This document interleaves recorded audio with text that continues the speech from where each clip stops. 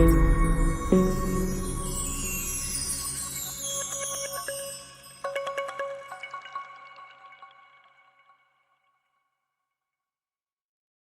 뜬 윤종원 기업은행장, 남을까 떠날까.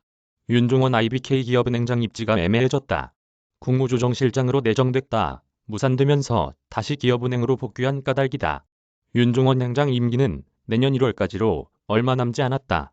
하지만 KDB산업은행과 한국수출입은행 등 주요 국책은행 수장들이 새 정부 출범과 함께 교체 혹은 교체될 예정이라 기업은행장 교체 가능성도 제기된다.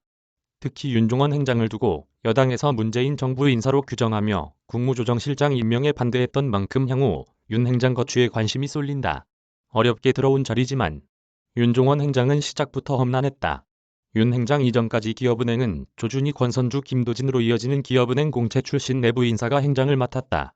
하지만 청와대 경제수석 출신인 윤종원 행장이 지명되면서 노조가 낙하산 인사로 규정, 강력히 반발했다. 노조와 지속적인 대화를 한 끝에 윤 행장은 노조 추천 이사제와 희망퇴직 등 6개항에 합의했고 임명 후 27일 만에 기업은행장으로 취임할 수 있었다. 관련 기사 문전박대에서 아이돌 대접까지 롤러코스터 탄 윤종원. 우여곡절 끝에 기업은행장 임기를 시작했던 윤종원 행장이지만 임기를 마무리하는 시점에 또다시 애매한 상황을 맞았다. 윤 행장이 국무조정실장으로 내정되면서 상황이 급변한 까닭이다.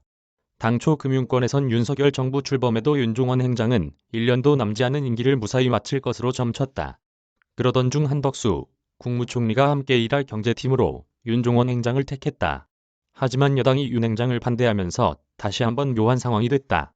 권성동 국민의힘 원내대표는 윤종원 행장이 문재인 정부 경제수석을 지내며 경제정책에 실패한 인물이라고 비판하며 반대했다. 결국 윤 행장 스스로 국무조정실장 자리를 고사했다. 한 금융권 관계자는 윤 행장은 노조 반발로 취임 자체가 쉽지 않았는데 국무조정실장으로 가려 했다는 점에서 아쉬움이 남는다라며 이 임시까지 준비했다가 무산돼 돌아오면서 애매해진 상황일 것이라고 말했다.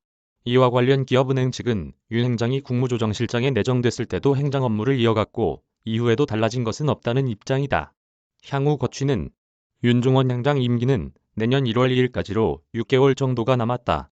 남은 임기가 짧다는 점은 금융권에서 윤 행장이 교체 없이 임기를 마칠 것으로 예상하는 가장 큰 이유이기도 하다. 기업은행 관계자는 과거에도 정권 교체 시점에 임기가 남은 행장이 바뀌었던 적은 없었다고 말했다.